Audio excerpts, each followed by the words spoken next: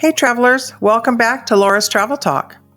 This week, we're going to take a look at some of the 10 most underrated cities in the U.S. and some of the things you might want to know about them. So, sit back and enjoy while we cruise through some of these underrated places to visit.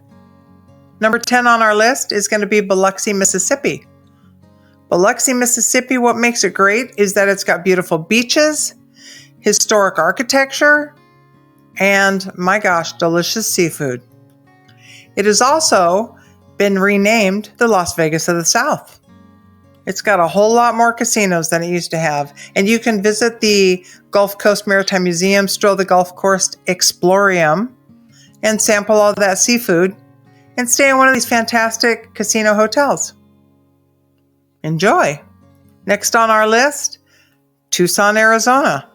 What makes it great?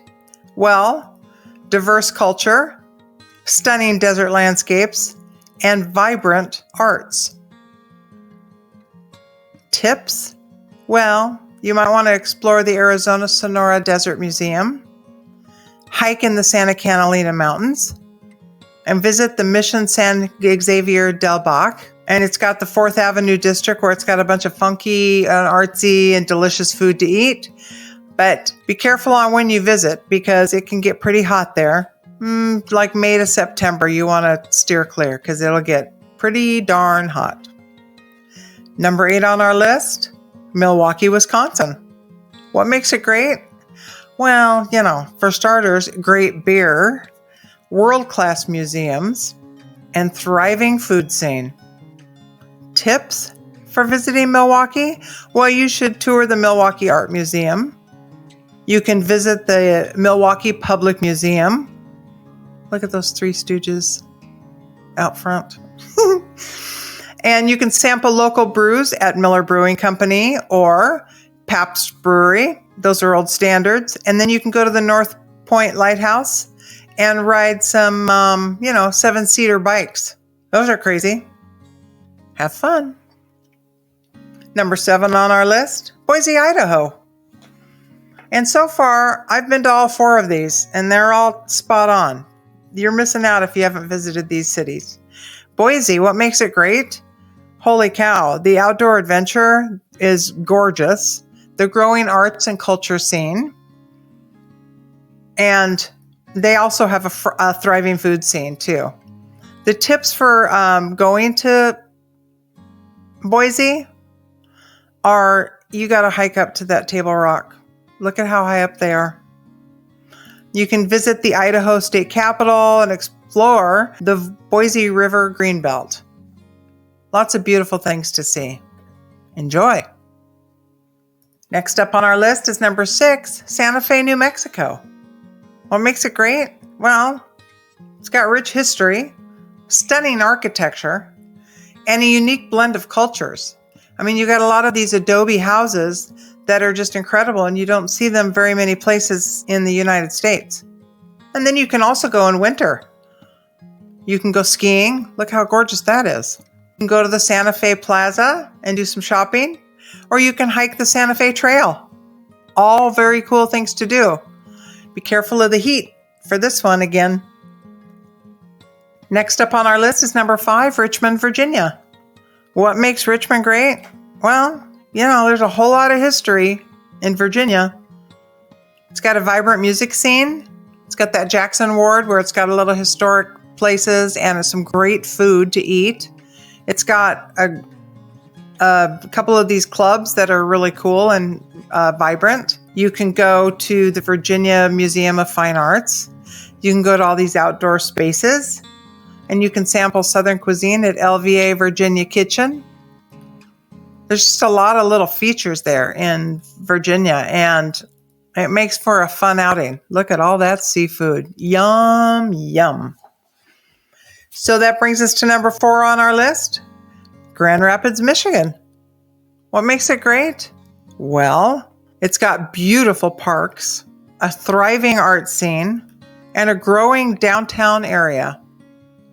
That right there is the Gerald Ford Presidential Museum. And you can visit the Frederick Meyer Gardens and Sculpture Park. which has some really cool sculptures there. I put a bunch there in a collage.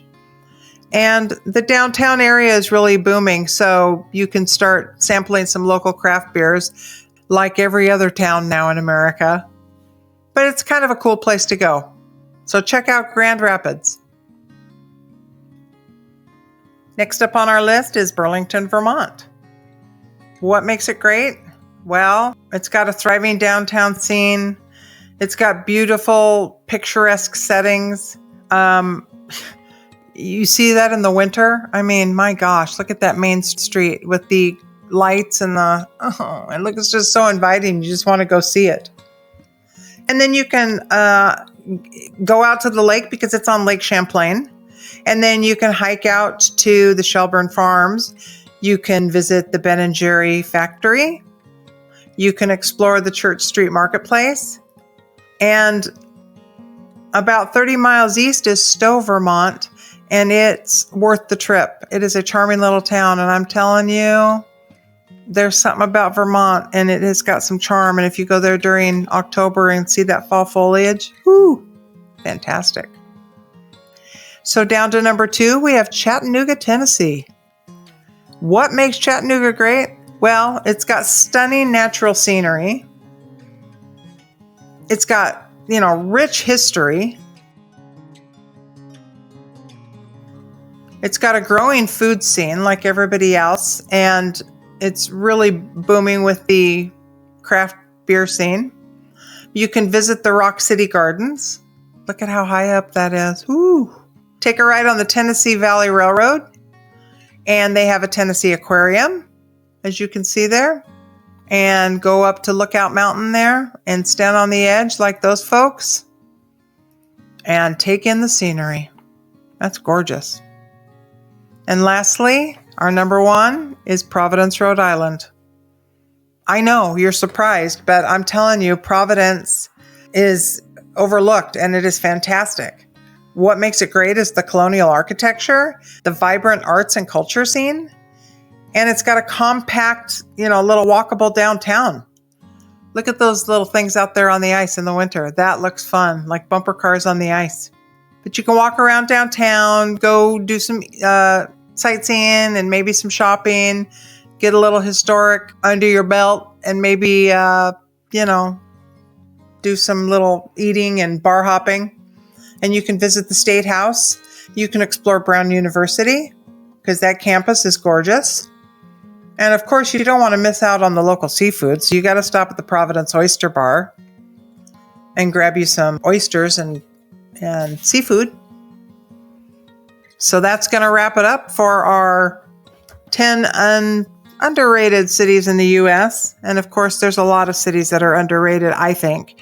But we'll visit some more later down the road. I want to thank you for joining us at Laura's Travel Talk. Always appreciate you.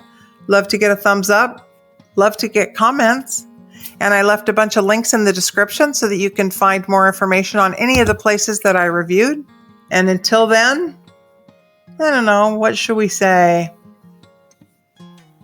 Keep an eye out for the best places to eat and sightsee. See you next week.